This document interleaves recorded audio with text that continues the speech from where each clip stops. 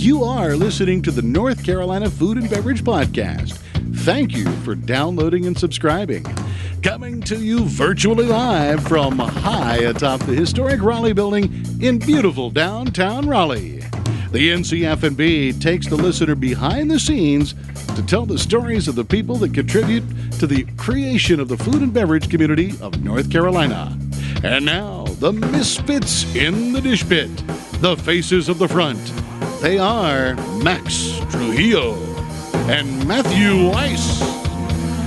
Hello, and thank you for listening to the North Carolina Food and Beverage Podcast. I am your co-host, Max Trujillo. And I am your co-host, Matthew Weiss. And today we go out to Carrboro, North Carolina, and we have one of the pillars of the community out there, the owner and creator of Acme Carrboro, also one of the driving forces of the United Food Hub out in Carrboro, and also soon to be upcoming project Plum over in Durham, crossing borders. One, Chef Kevin Callaghan. Welcome, Chef. Thanks for letting me on. This is great. Glad to be here. Yeah, man. So Kevin's on Zoom at his restaurant. I believe you're at Acme right now. Is that correct? Yeah, I'm in the office. Amidst a bunch of wine, as we can see in your backdrop. We switched over to a Zoom call to make this all happen, and it's fantastic. It's probably better anyways because you've got things to do. You have been doing a lot. Once this quarantine kind of kicked in, we could start there a little bit just to kind of discuss. We have a mutual friend, Forrest Mason, and Francesca Mason as well, that you know well. Francesca's desk right now, yeah. You're at her desk? Ah. Yeah. Oh, cool. Like maybe scratch your initials into it just to, show her who's boss. Sure. That will go over really well. Yeah, I don't think she'd appreciate that, knowing Francesca. Yeah. What the heck is this? Yeah, but let's talk about Carrboro United, because I know that was something like right when we were getting right when the quarantine kind of happened, when the pandemic shut down all restaurants. There were a few businesses and a few people that said, I got to figure out a way that we can help. And how can we do something that helps the community? So if you would be so kind as to kind of let us know what that was and how that process started. It was really, it's what happens when a group of people who are sort of creative sit down and face a problem and go like, well, what do we do about this? So Monday, the 16th of March came up. We knew very clearly that no one was going to be open for business. Our sort of group of managers were sitting around a table trying to figure out what it was going to look like moving forward. We're going to be able to open in a week, 2 weeks, a month, a year. We had no real idea. And then we started to hear from, how the grapevine works. We started to hear about people having the same issue all over town of like, well, what's going to happen? What's going to go on? Yeah. And we jumped in and said, well, why don't we figure out a way to create some sort of process where people can order food and get it from restaurants? And we started to, spitball the idea. What it would take, what it would require. We got on the phone with US Foods. They agreed to let us have a truck because we knew that was going to be a big thing, have a refrigerated truck to be able to hold food. We spoke to a landlord. They let you have a truck? What do you mean? Like, or they dedicated a specific truck? They dedicated a truck. They just said, here, you can have this trailer. It's got a cooler in it. You have to fill it up with fuel, but we'll let you have that for free. Kudos to US Foods. Yeah. I know. Yeah. Well, I think that was the thing that we were so amazed. Every time we reached out to someone in that literally 24-hour period, people said yes. Like the landlord who owns We're in Front of the Cat's Cradle and all that in Carrboro said we could use this parking lot. Within that first 24 hours, US Foods had dropped off a truck. We had 12 restaurants, 12 different purveyors who became involved sort of from the beginning. Francesca, who we were talking about earlier, she got on with our POS system, People Toast, and we became a beta site for off-site toast management so we could sell things to people. And literally within 48 hours, we had a system up and running for how we were going to try to keep restaurants in business by getting them to sell something to local people. We sent out an email, and by that Thursday, we had 3,000 or 4,000 people signed up to receive the email, and we launched. And it went it was a little crazy trying to match what people were ordering with what we were giving them until we had really developed a system, but we did, and it worked fine. So essentially, it was you were getting food, you were creating a delivery service or a pickup spot. So was this for just customers, or this is also a way for restaurants to? The main thing was we knew that one of the things that was very clear from everything we'd read about New York, and because we were behind obviously what was going on up in the Northeast, was that there was this huge demand. Like, I know that over 50% before COVID, over 50% of food sold in the United States was sold through restaurants. It wasn't sold through grocery stores. Yeah. And so when you cut off one of those arteries to people, like restaurants are closed, 50% of people's access to food was shut down. And that's when the grocery stores were running out of everything. And all of us as restaurateurs, people who had businesses, we had people who needed jobs, people who needed to get paid. If we didn't have an ability to sell them food in-house, how are we going to do that? And that's where we came up with the idea of like, well, we can sell food that's already made. And we got involved with the health department. They gave us their very clear understanding of like, well, everything has to be below this temperature by 11 o'clock if you're going to open at noon. And we asked other restaurants and said, hey, this is how it's going to work. And they all got involved. That first day, everyone showed up with cars and unloaded boxes and bags. We didn't know what we were doing. And, all these people who'd bought food showed up, and we put it in their trunk in their back seat.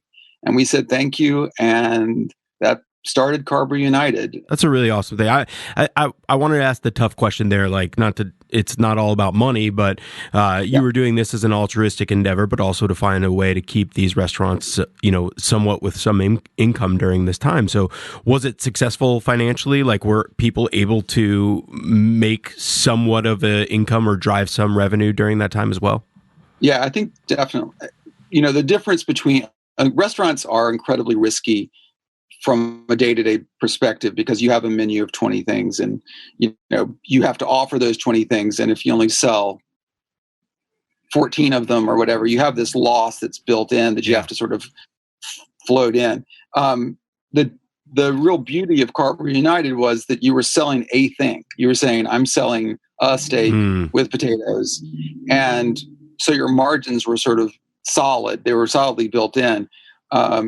There was no necessary loss associated with it. So for a lot of the businesses like ours or any of the businesses involved, there was immediately profit associated with this, not just cash flow, but profit. I mean, actual money that was to the good, not just money coming in. Because I think a lot of the schemes that were set up post-COVID for people, they were creating cash flow, but they were also spending more money than they were making, which is, as everyone in the restaurant business knows, the first thing that marks the end of restaurants is when you're spending more than you're making. So never a good business move. No, right. But we all say that, but a lot of businesses are in that position and they don't even know it until it's too late.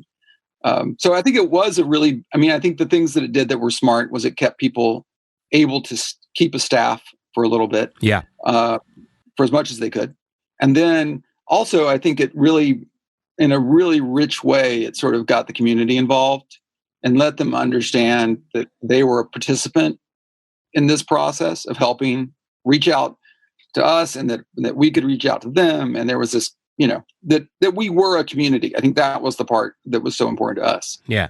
So, and moving forward, and I want to get more into your history and some of the other things that you're doing, but just to kind of tie the whole pandemic thing up with a bow.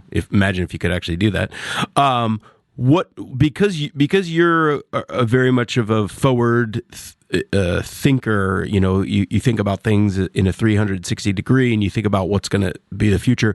What are your thoughts, or what are your answers in your mind about this business going forward now that you're open, and when do you see a real kind of closure, for lack of a better word?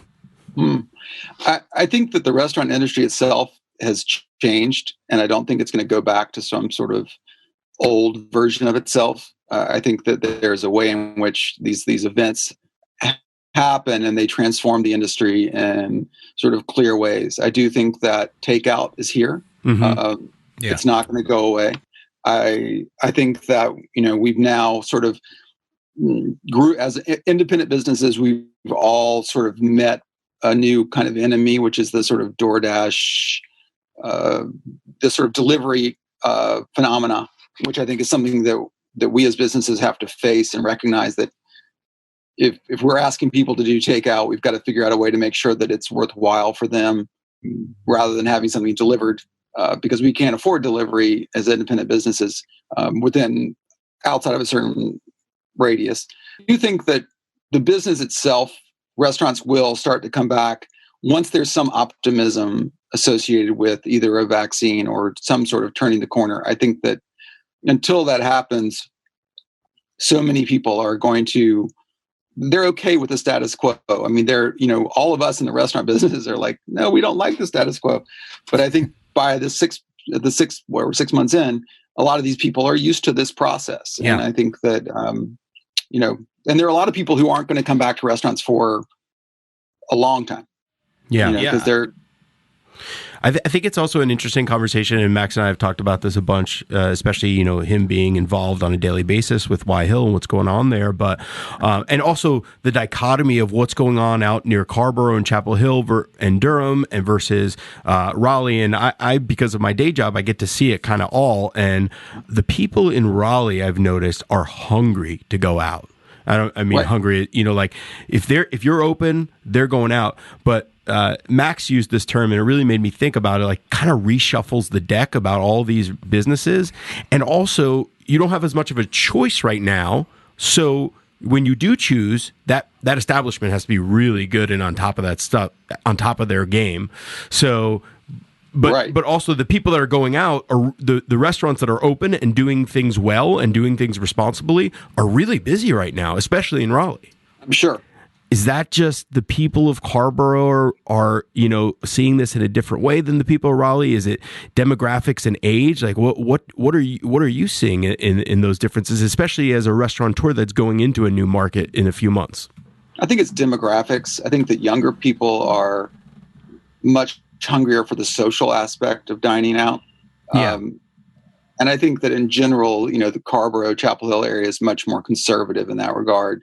There's much more sort of a family vibe sort of thing going on. And also we're driven by the university. Chapel Hill Carrboro is a very small town without the university. Right. And not having the energy around whatever it is, maybe football games or summer camps or any of the things that sort of generate revenue, you're left with a much smaller pool of people. And also I think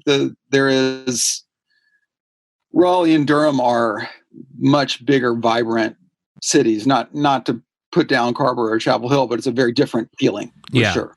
People are kind of there settling really into the community and not necessarily about the whole, not that Raleigh's into the CNBC and social aspect, but there is a younger demographic in some, especially in downtown Raleigh, that wants to be out and about.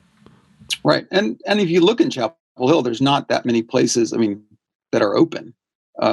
Comparatively, so there's not this sort of expectation around that energy, which I think I can definitely feel in Durham and I can feel in Raleigh. A much more you're not open. That's weird. Whereas here, it's like they call and go are you open? Yeah, I think it's a little relative, right? Like you think about the amount of people that live in a city, and then you think about your demographics and what can make a restaurant work and how many people need to come in on a daily level so that you can be profitable and all. But there's a new change, and it almost becomes relative again, because let's just say there were once 100 restaurants, obviously not, but for the sake of argument, there were once 100 restaurants. Now there are 20 restaurants. Well, at the same time, the 100% of the diners have now dwindled down to maybe only 20 to 25% of the diners, because a lot of people do not want to go out. They don't want, they're going to continue to order takeout and do their groceries online and all that. And so, yeah, you have a responsibility as a restaurant to be open and be fantastic, but you also then have to cater to the people that are going to dine. And so I've said that at Y Hill where we're open, it's we're going to be as safe as we possibly can. We also have to know that the people that are coming out have already kind of independently told us we are okay with being in public because by virtue of being here. So there's kind of like a give and take to like the audience that you're serving towards, I guess, and by virtue of being open. So Acme is open. Yeah. Now, when did you make that decision to open? I know that there's phase 1, phase 2, all that. When did you open? Well, so what we did was we have a back patio area which we've had for many, many years, and we decided, or I decided, I guess I should say, I say we whenever I'm trying to like pass responsibility off on other people, but in this case, you can just blame Francesca. I mean, she's not here. Yeah, so. well, yeah. I blame her for a lot. It never really works. It always comes back at me. Yeah, but sure. We covered our patio. Finally, we had a guy who works here and another friend of the restaurant's come in and build this beautiful patio that I'd always wanted, covered, ceiling fans, music, the whole 9 yards, bought new tables, chairs. And once that was ready to roll, then we're like, okay, we can serve outside now and feel really confident that we're, because before our issue was, if it started to rain, it was like, well, we are not allowed to let you go inside, so you have to sit in the rain and enjoy your dinner. So once that was covered, we said, okay, let's do this. Let's measure out. Let's make sure that we're doing the things, like you said, recognizing what our responsibility is, where it ends, and where guests take over. And then we opened up, and it's been a little crazy. Like people are hungry to go out to eat. We were talking about it this morning about opening up the dining room and what that's going to look like in the next 10 days, 2 weeks. Would you say you are busy? I would say, it's busy enough. I think that's the phrase that we're all going to talk about for a little bit. Are we busy enough? But I think we are. And we also, just to add insult to injury for ourselves, it was the right thing to do. It's really great. We completely rebuilt the way that we are paying people so that we are completely a living wage business for everybody who works in the business across the board. And our goal was that we really felt this was an opportunity to fundamentally change the business back to what we think is necessary to make it survive. And we did, and that's been really great. That's been something that's been really super. What does that mean? Our house, or back of the house and front of the house employees getting paid the same, or how is that? They are. Everyone gets paid the same amount, and we guarantee them, everyone, no matter what, that they'll get paid $15 an hour, and that can go up to as high as $21 an hour, depending on how our business is running at any given time. But it really gives us the opportunity to, we're open 5 days, so we have one basic staff. We have our kitchen staff works 5 days. Mm-hmm. That and that's sort of how we built everything. But that was, we recognized that for us, we had to figure out a way to have the right number of people. We didn't want to promise someone who was coming in to work from a tip perspective what they were going to make. We knew that the old model wasn't going to work here, so we switched it up. But yeah, I think we've been surprised at how busy we've been from serving people outside. Yeah. It's still a novelty. So, but wait, that's curious to me. So you said a minimum of $15, a maximum of $21. So this is incorporating, so people obviously still leave tips coming to Acme. So that tip generation is folding into your labor model, I guess, and then you're dispersing it amongst. But so there can be a cap, right? So is that cap intentional for the times when times are lean, or like effectively? I guess I'm just wondering, why is there a cap? Oh, well, I guess there's not really a cap. What we're saying is that we guarantee everyone a certain wage, and we've seen it go as high as 20 something. So 21 is as high as we've seen it go. Oh, okay. Obviously, if someone came in and dropped a $10,000 tip on us, it would go way, way up. Sure. But I think that's what we're trying to figure out is how does that work so that when we add someone, so that we know if you added an employee an additional employee at any time, you'd know with our basic cash flow, what is that going to look like for people's hourly wages? It gives us much greater sense of control around, it used to be when I started in this business, people would flood restaurants with servers and, we have 14 guys on tonight. Yeah. Because they weren't paying them anything, and, they were making salad dressing and everything imaginable. Now that doesn't really work. So we want to make sure that anytime we bring someone on, we know what we're doing. And how has that been going so far, like in terms of camaraderie within the restaurant? And has it, I know this sounds cliche, but has it brought back of the house and front of the house closer?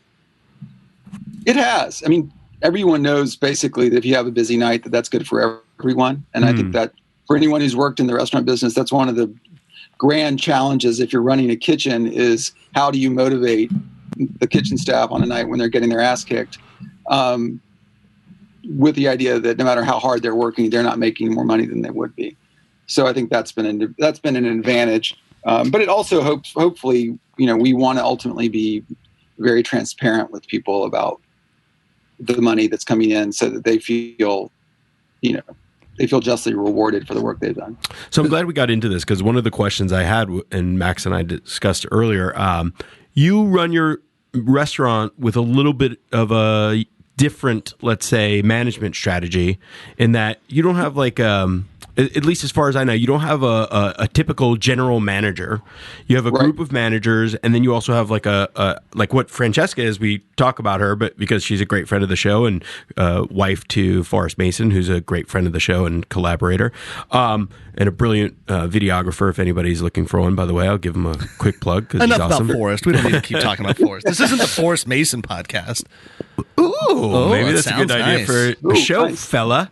No, but and yeah, you employ like a financial manager, which in a traditional setting, the general manager would be the typical like handling the book stuff in the restaurant. So talk a little bit about why you do that and how it works. Well, the reason that we sort of did that was I felt very strongly that people have very specific strengths that we really want to rely on. Like Francesca as a business manager, she can do more in her position to really positively affect our finances than any one person if they were working as a general manager and as a business manager. So she's incredibly valuable from that perspective. Number two, we have had staff that's worked here for a really long time. So there's a great deal of like consistency around that. And we also knew that we wanted to expand the businesses and that to do that well, we needed a team of people who sort of as a group could control finances, our concept of hospitality, how the narrative worked for all the various businesses. And I think that's been really, really, really important for us to really create a team that could move forward to open Plum as a group with a system in place about how we want to view those things. I think that having sort of more of a team mentality gives everyone a sort of gives a larger group of people a sense of ownership. And I think that's, if you're in the restaurant business like I am, you're never going to make a fortune. You've got to be in it for other reasons. And one of the things that we found is people are a big reason why I'm in this business. And having really good people makes the job easier and better. Yeah, I want to talk about why you're in this business and get there. But before we get there, we need to tell some stories about other people that are champions of the culinary talent in North Carolina, and that is the Folks Foundation. Yeah, the Folks Foundation, who are great sponsors of the podcast, they're a 501c3 nonprofit, and they, talking about team, right? They, through their ongoing grants and their publication of the Folks Journal and their general store, they're doing a lot. They like to connect and bring together North Carolina artisans, whether they be chefs or podcasters or musicians or what have you, artisans of all different types, to come together to help promote and to endorse and support. So we appreciate the support they give to us so that we can continue to tell our stories. So think about that and find out more. You can read their journal online at folksfoundation.org, and be sure to consider a small donation to help support North Carolina makers, because Folks Foundation are the champions of all good things crafted in North Carolina and the folks that make them. And speaking of people being hungry, we want to talk about our good friends at Hungry Harvest because they give you the option of saving a trip to going to the store if you're not comfortable with that yet. And you can get farm fresh produce, kitchen staples, and pantry items delivered right to your doorstep starting at just $15. Yeah, they have conventional and organic options as well as 3 harvest sizes to choose from. So if you're a big family or you're just living on your own or whatever, you can find something that is the right fit for you.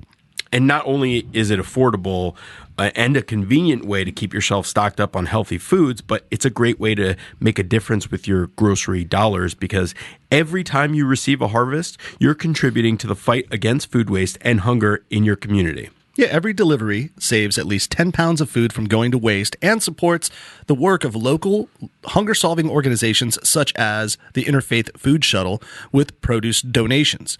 So, sign up at hungryharvest.net and use promo code NCFB30 for 30% off your first harvest. Now, Kevin, I think you know something about Hungry Harvest a little bit too. You were mentioning that you might be collaborating with them. Tell us a little bit about that. Yeah, I'm working with them on Wellfest, which is a event that's happening. It's a virtual event this year. I basically do a long cooking show where everyone will pick up a box of food, which will come from Hungry Harvest. They'll take it home with them, and then they'll get to watch me cook it with them and tell them how to get through the meal. And the pork chops from Firsthand Food, but everything else is going to come from them. Apples and Brussels sprouts and potatoes and that sort of stuff. It's very cool. That's cool. So you're learning like technique, like a real chef technique. I wonder, like, what's something that you do just technique wise that you think does not get done? Man, I'm putting you on the spot a little bit right now, but like when you say decide to do your pork chops or so, what's something that you're doing that you know that the traditional home cook is probably not doing that takes you to the next level? Ooh. Well, I think anybody who's cooking right now that you're definitely using sous vide a lot. It provides the opportunity to really hold, not overcook things, essentially. It allows you to put reverse sear if you want to. Like if you have a pork chop and you've brined it and you sous vide it to very rare or to rare or whatever, and then you just sear it off. You get that really good color, but then you get that nice, on the inside, like something delicious that's spectacular, something called mi-cuit salmon. If you take salmon and you cook it for like 40 minutes at 104 degrees, it comes out and it looks like it's sort of raw sushi grade salmon. And it tastes like perfect salmon, but it's completely safe, and it is nice, delicious. Wait a second. So, wait. I think so you have to cook. So you have to sous vide the salmon, or you're just saying you just cook it at 104 degrees? You said you sous vide at 104 degrees. Okay, for 40 minutes. Yeah. So it's basically a very, very low temperature, so it doesn't take any color on. Like you don't get any of that sort of pinking grain out of the salmon. It still looks like raw fish, but it flakes a little bit like cooked salmon, but has this ridiculous unctuous quality that you just can't get from cooked salmon. I think I'd like to try that. That sounds awesome. Yeah, I think sous vide cooking should be more. People should adopt sous vide cooking more. Sous vide means under vacuum. That's what. Yeah. So what I'm shocked at, they're so inexpensive. These sous vide wands that you can buy. Yeah.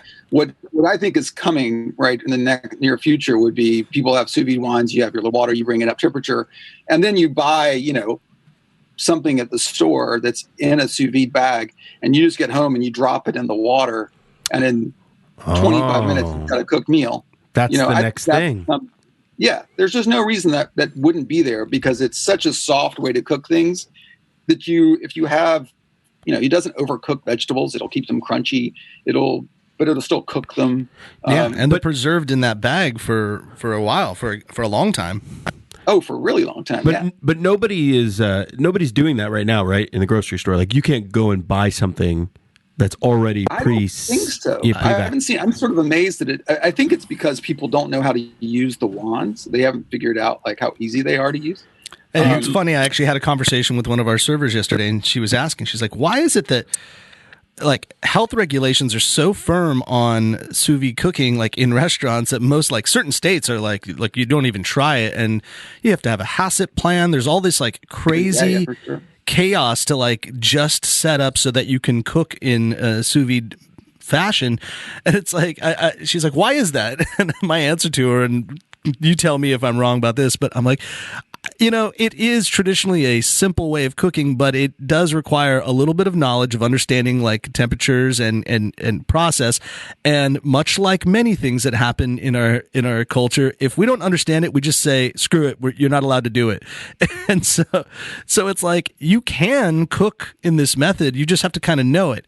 But when if you didn't have a very firm regulation on it, it could go awry real fast, I would say. Probably. But I think, too, it goes back to what I just don't think they've done it enough. So we don't really know. They don't know how to apply rules to it yet. They don't really say, oh, we know this, this, and this. Now they're just sort of like, well, this is possibly scary, so let's just stop it in general. Because sous vide does come under lots of regulations. And, yeah, you have to have your plan and make sure that you're following it. And we do all of that stuff. But I think that it's more likely that people will get into – once people are into it, it'll be like, oh, I get how this works. Yeah, no, I know some good home cooks who have the sous vide and they've kind of mastered and they swear by it. So I need to bite the bullet and just get one of the wands. It's enough already. Yeah, and buy the bags. What's cool about it too, that's very like, I mean, this is really geeky, but if you were a home cook and you had a 9-to-5 job or whatever, or 9 to whatever job, you could set it up before you leave home, like with the water and the wand in there and ready to go. And then, you're like, well, it takes 45 minutes to heat up the water. You can turn it on with your phone. Yeah. Yep. With an app and say, okay, turn it on to 168 degrees. Yeah. And so when you get home, it's just ready for you to drop it in and go. So it makes so much sense. Yeah. And it's fun to do. Like, to be honest, it's really amazing. Like, you can cook anything sous vide and enjoy the way it comes out and be like, wow, that is like game changing. Yeah. Oh, eggs. I love sous vide eggs. Huh? Yeah. Wow. It's the best. That's well, crazy. Listen, you mentioned the word geeky. So let's jump in over there because one might have called you that one day. As Max brought to my attention, you were, I believe, a recipient of the Moorhead Kane Award, which scholarship, which gives you a nerd alert. Yeah, which gives you a free ride to UNC Chapel Hill. Pretty awesome there. You couldn't have been much of a slouch in school or your academics to receive that. Yeah, it's it's very true. It was one of my parents' proudest moments is when I left college to wash dishes professionally. Well, so let's so you went to New York actually to learn your craft as a writer, which you still do some of that now. But but in that you needed a job to make some money, and so you started working at restaurants. That's how the story goes. Yeah. Yeah. So, and then I ended up moving back down here with the same sort of thing in mind. I mean, the restaurant's night work, writing was day work. It made sense, and with time, I recognized that I liked the restaurant world, and it sort of was a natural fit in ways that I didn't really understand at the time, that it sort of makes sense to me now. That were different from other jobs that I'd had or other things that I tried to do. My family was addicted to the dinner table. It was it was the thing for us for a lot of reasons. And revisiting that on a daily basis as a part of my job made sense. And that was, I remember thinking at some point in time, this is sort of a silly thing, but I was offered a job to work for a bank in Paris. And I remember when I turned that down, I knew that on some level, like I had changed, like the boat had turned towards the restaurant world in a very sincere way. Like I was moving towards it, whether I liked it or not. I'd sort of not chosen some things that were obviously could have been interesting, but I said no. Yeah, you charted the course at that point. Right. I mean, we all make those sorts of choices, and sometimes we're aware when we make a decision that sort of moves us in a big way, and sometimes there are little small decisions that do that. Yeah. But that was one at the time. I remember making that decision and recognizing, wow, that's a big that's whether I want to admit it or not, I just made a big decision. And okay, so that sets you on your path, and we get a little insight into why you chose the restaurant industry. But now that leads me to Acme. Let's just say Acme has been a success. I mean, I assume that's your main source of income. You do write, right. Do write a bit. Yes, it is definitely my main source of income. Your main source of income. Although you have created like at least three festivals, I think, that you're working on between Wanderlust, Salt and Smoke, and the other one you mentioned earlier. You'll tell me about that in a second. But now, so it's been 22 years since you opened a restaurant. 1998 was Acme, and you are getting back into the opening game. That's almost like the equivalent, Max, of your daughter, your oldest daughter Alexandra is now 10 years old, right? Yes. Mm-hmm. So that's like having a baby now, but like imagine another 20 years. It's like you're getting back into the. Are you saying this is an accident? Well, I'm not saying that, but maybe Kevin accidentally had a baby restaurant. So tell us about the decision there of why get back into the game of opening. I mean, I know you said earlier the narrative of creating your management was to open other business, but it's been quite some time since. I think that there were a number of things that sort of showed up in front of me in the past several years that were sort of random, fun, possible courses that I could have taken that I didn't follow. And my youngest daughter will turn 18 on Wednesday. Oh, and congratulations. At that point, she can vote. Nice. She can vote. She's already registered. She's ready. She's awesome. Lined up. She's get out and vote. She people. and her sister are big politicos, so they're ready to roll. So I recognized I had the opportunity with sort of time to move in that direction. And then my sister, who had lived in New York for many, many years and had worked as a sort of culinary director for All-Clad. For those of you who don't know, it's like sort of the high-end cooking equipment that all the culinary professionals use. She was their culinary director for years. And she left Brooklyn and moved down to Durham, and she decided she wanted to open a restaurant. And so I was like, okay, we can do this. And we found a great location right in downtown, which has parking, which was really crucial to me. And we sort of went from there. I think that I knew that Durham was a great market. I think that was without a question. I think always when you move into a market I looked around what worked and what didn't work and tried to follow suit and say like, what's not being done? What is being done? What can we do well? I'd seen too many people make the mistake of thinking that they were the thing that was important in a business. And, it's not. It's about the food and the hospitality and your location and the people that work for you. Mm-hmm. And so I wasn't going to fall into the trap that, I'm so wonderful, people are going to follow me around. I was going to fall into the trap of like, well, we have a space that's nice with good parking, recipes there to work. It's not about me anymore. Max always jokes at me when I reference parking as an important part of the business. Yeah. Well, it's easy. Yeah. Take an Uber. You don't need parking anymore. Yeah. Well, I'm a big fan of, I know that these big giant chains don't go into spaces without parking for a reason. And when I see an Outback Steakhouse without parking, then I'll be like, okay, the revolution is here. Right. But I do think that there is a silent majority of people who, whether or not they get a parking space or not, if they know that you have parking, they'll at least consider going to your restaurant, because even if they don't find a spot, their initial thought will have been, well, they've got parking. And I know that exists for us in Carrboro. Sure. So we jumped in and we said, let's do a business. And so that's where we're really close. We have Chef de Cuisine, who is going to move here in the next 10 days, 12 days, something like that. From New York? Moving from California. Oh, from California. California, yeah. He, in the wine world, he runs the restaurant culinary part of Fess Parker's winery.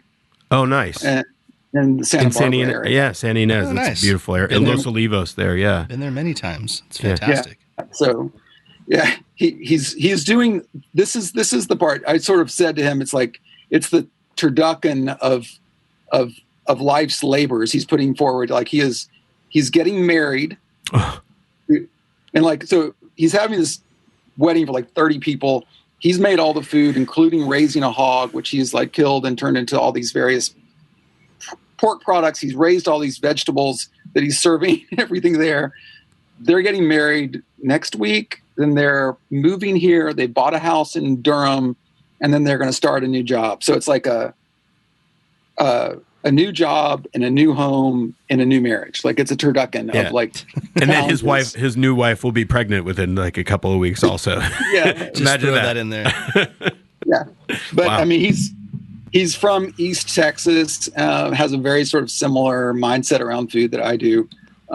He's obviously a lot younger and a lot smarter, but he's super enthusiastic, and I think he's going to do a great job with what we want to do there. So I'm thrilled. Neither here nor there, but I'm just wondering, curious, did Elizabeth Cooper help set up that connection, the National Fest Parker representative who lives in the area and is famed for being the buyer at Southern Seasons?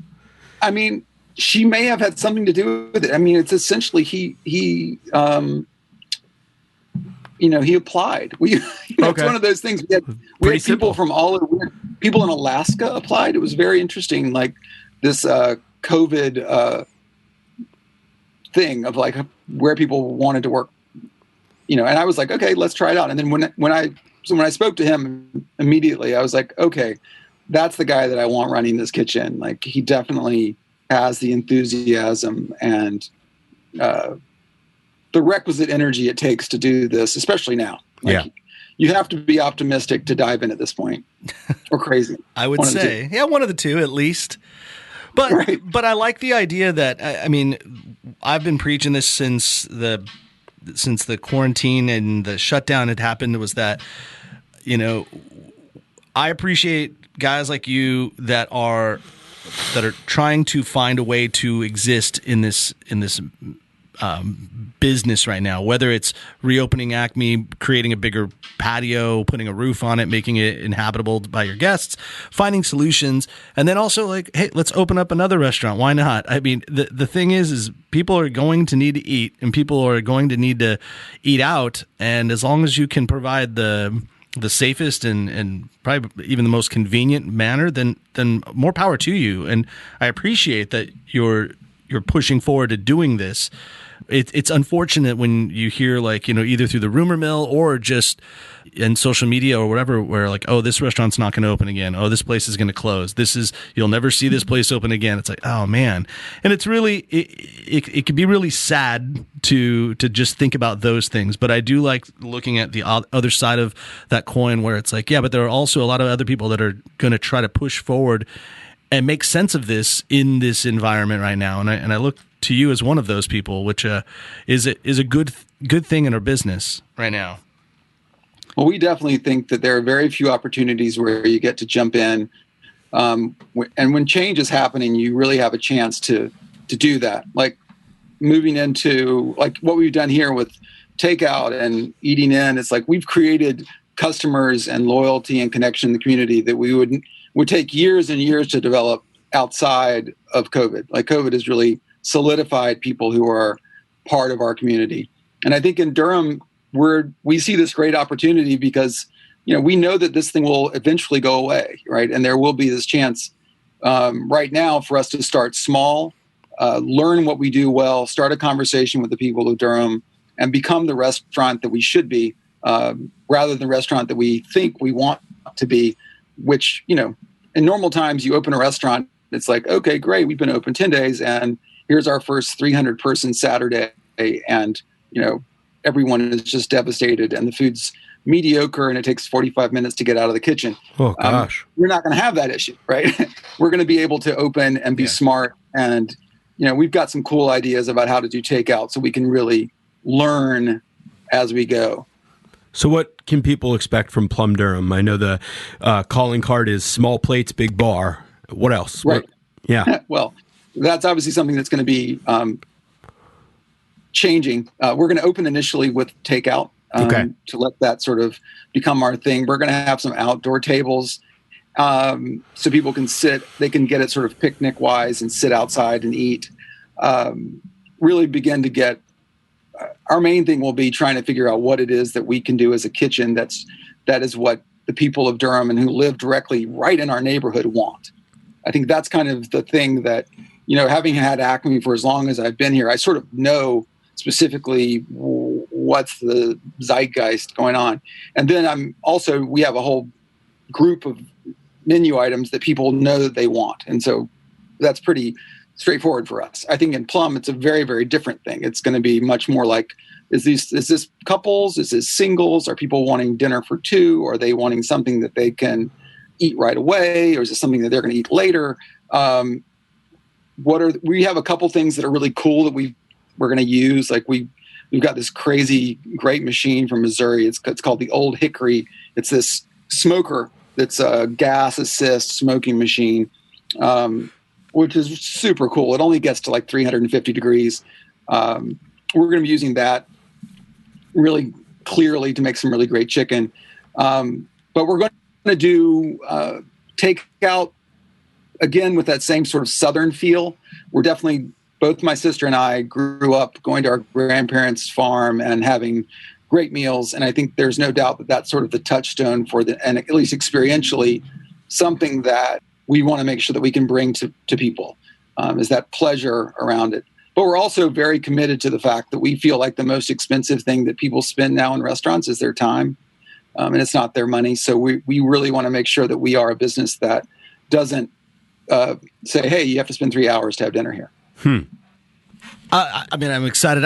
I'm also curious, like with all of the things that you're doing, we were trying to get to the smoke and salt. Am I saying that right? Salt and smoke. Close. I said I mixed that up. Everyone always says it backwards. It's true. It's funny. Yeah. Maybe we should have switched. Salt and smoke. Yes, that's alphabetical. That's good. Yeah, the salt and smoke fest. That also, and your Wanderlust Fest. These are huge events that happen all over the country. And as like Forrest was the one that was first telling me about it, and I was like, wait, what? He's doing this and this and this. And there's so many components to it. It really was inspiring to hear. Would you let us know a little bit? I mean, obviously now with like COVID, I think everything is like virtual. It's this, that. At least explain to like what you were doing, and then if the potential of us being able to enjoy these things in the future are evident at any point. Well, so Salt and Smoke First was something that was sort of created with, if you guys know Sarah Blackland, you know Sarah? NC Choices. No. She used to run the Carrboro Farmers Market, and a woman who used to work with me and now lives in Maine with 3 kids and a child. And we started this thing called Salt and Smoke with the idea of having a North Carolina-based party. And we just invited our friends. We had it the first one we had was in a farm right outside of town, and we had this giant bonfire and had oysters, and I cooked some collard greens and a bunch of cornbread, and we sat around and drank beer and wine in front of this huge bonfire in the middle. It was like the first or second week in December, and it was one of the weirdest things. We sat there, and it was freezing cold. The bonfire was this huge bonfire, and it started to snow out of nowhere. And what was great is that as you were standing close to the fire, you could watch the snow come towards you, and it would evaporate before it got to you. And we realized that there was a possibility that we could do this on a larger scale. And so we started to ramp it up. And, last year, we had, I don't know how many people came, something like 800 people, this giant festival of music, oysters from my friend Tom Gallivan on the Eastern Shore of Virginia, Firsthand Foods, whole hog barbecue. It was sort of a celebration of what fall is around here. And it was, it was a labor of love. It was something we thought was something that was really missing around here. And then of course this year we're not going to be able to do it. So that was the first thing. And then Wanderlust was, and is this giant festival that started many years ago and travels around the world now, but goes primarily now it's a yoga festival. They do day festivals all around the country where they travel around and do those. And then what I was involved with was when they had these very large scale 8 to 12,000 people events at basically skiing resorts during the summer. The largest, which is in Squaw Valley, which is no longer called Squaw Valley because of this whole naming thing that's gone on, but it's with Native American appropriation and all. Yeah, right. Yeah, exactly. It was called. They call it whatever. Squaw Valley, Squally. I think it's called the Washington Football Valley now. Yeah, right. It's so it was like 12,000 people for this giant yoga festival, and then they would have this very farm to table-esque dinner that I was in charge of that would always be on top of the mountain. So we would do, I would show up on a Tuesday and would have worked a menu out, sent it to their chef, and then work directly with them to create these crazy meals, which we would then put on gondolas and take hour up the mountain to do from a mountaintop perspective, and then, do it again. And it was crazy to do, but it was super cool. I mean, I love doing it, whether it was in Canada or Hawaii or California. They've really changed what they're doing now because of COVID. They're really focusing solely on the sort of the yoga piece of what they do. They sure. still have Wanderlust TV, but they're quite an amazing organization, and it was super cool to be involved with them through all of that. And if there's an opportunity to do it again, I'd certainly love to.